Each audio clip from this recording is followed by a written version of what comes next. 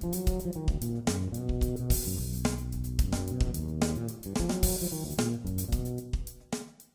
Rae from the Maryland SPCA, and this is Shelley, our longest time bottle baby parent. Over about 13 years she has bottle baby fed hundreds of kittens. So today she's going to teach you guys how to rescue orphaned kittens. We'll start from mixing up the milk, feeding it to the kitten, getting them to latch, which can be a trick, all the way through stimulating them. So here's Shelley, take it over. All right, and this is little Giada. And I should mention, Giada is 3 to 4 weeks old at this point. She is teething, but she's transitioning from from the bottle to soft food, but she still latches on. So I'm going to walk you through how I handle this at home. I've pre-mixed the milk, but just to let you know, it's a powder called KMR, which stands for Kitten Milk Replacement. And you take 1 scoop of dry and 2 scoops of warm water and mix it up. It's nice to have like a small whisk and a measuring cup to do that. And then you just pour it into the bottle. So I've made like a double batch here. What I do, some people like to warm it under the tap, but I've been doing this for so long that I feel capable of doing it in the microwave. And I usually start with 10 seconds for a full bottle. And then I can tell by feeling it on the outside if it's going to be lukewarm to warm, which is fine. And then you want to give it a good shake before you start feeding the kitten. Okay, so I can feel the bottle right now. It's lukewarm, and that's fine for a kitten this age. Okay, so I'll show you 2 ways. With one this big, what you want to do is you want to keep it like this as it feeds, because what we try to do is baby it and hold it upside down, but the mother doesn't do that. They don't feed upside down. They naturally latch onto the nipple on all 4s. Okay, so tilt his little neck up, and he's quite hungry.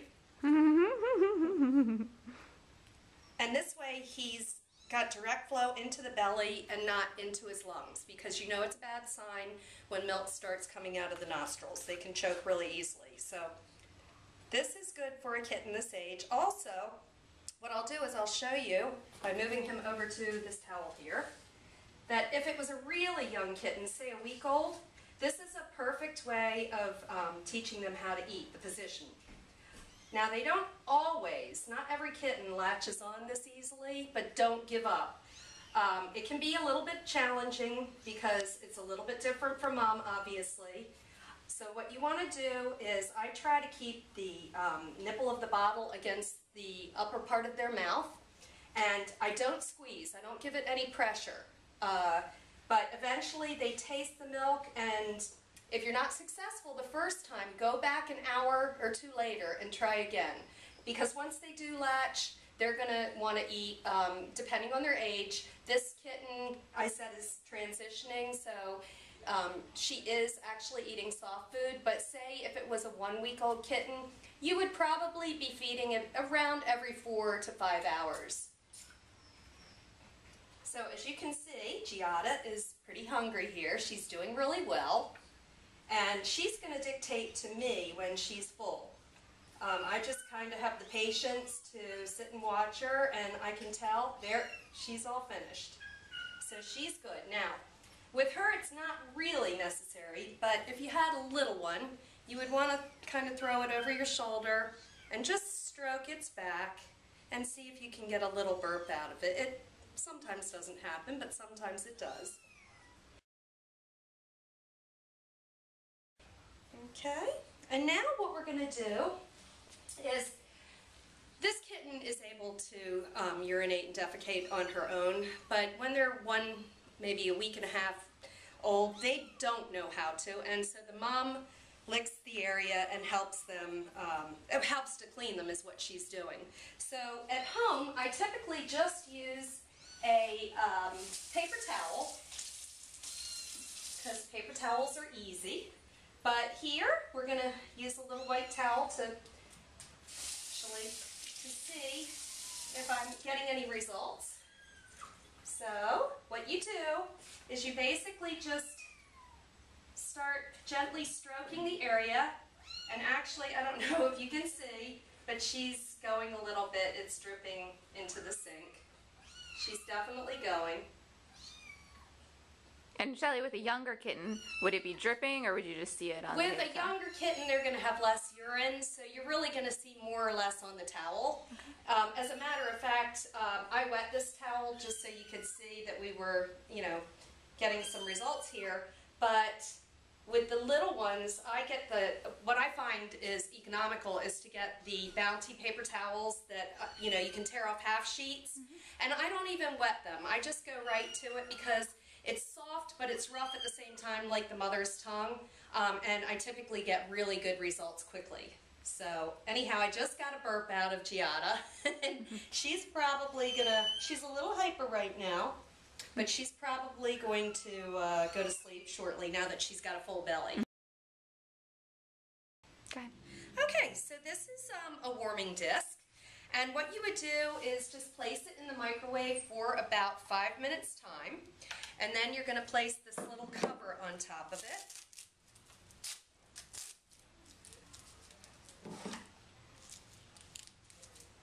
Like so. And this is a great way to transport a really young kitten to your home and make sure that they're nice and warm along the way. And you want to put the cover on because obviously when they first come out of the microwave, they're going to be on the warmer side. But it's not too hot as long as the cover is on. And you can also, if you feel like it is, you can place an additional little towel over it. You place it in the carrier, and the kittens are going to gravitate to the heat. So some people use these on a consistent basis. I usually will use these for transporting kittens, and when I get home, what I like to do is take a small electric heating pad, and I don't know if you can see in here, but I've got a little bed with a blanket on top, and what I would do is actually place the heating pad underneath both of those and always put it on low temperature, unless you just want to warm it up quickly. But for you know, for a kennel like this, you want it to be on the lowest temperature, and also you want like maybe the back part of the kennel to be a way to gravitate away from the heat. So that's why I mentioned you want to use a small heating pad that doesn't necessarily fill the entire kennel. And that way, if it does get a little toasty in there, they have a way to get away from that heat. And but typically with the electric pads, I haven't had a problem with that as long as it's set on low. Okay. And why is it important to keep them on heat? Well, basically, young kittens don't have the ability to keep themselves warm. That's why they always, litter mates always congregate together, because they feed off each other's body heat. So especially when they've been orphaned, they have no mother to ensure that they keep a normal body temperature. So for the neonatal kittens, it is really important that you supply an additional heating source. Okay, all right, so we're going to weigh Giada. When I picked Giada up, let's see, today's Monday, I picked her up 4 days ago, and her weight was 0.4. So we're going to see where she is today, and she's coming along beautifully. She's 0.66 today, so we're moving in the right direction. And if you want to meet Christian here, we'll give him away. Christian was 0.6. Say hi, Christian. And today Christian is 0.86. So that's what you want to see with the foster kittens, that they're definitely putting on weight and not losing weight. And one of the things you want to look out for is once they start defecating on a regular basis, if it turns to diarrhea consistency, that's a red flag, and you want to keep your eye on their weight, because typically if they have that for any amount of time, that's when they become dehydrated and can start losing weight. So it's a good idea to weigh them on a daily basis. With the really little ones, as far as weight gain, you're not going to see huge weight gain like that. You might see ½ an ounce to an ounce, and that may not even occur on a daily basis, but you just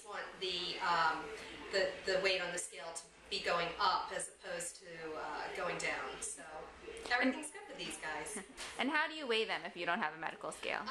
At home, it's very rustic.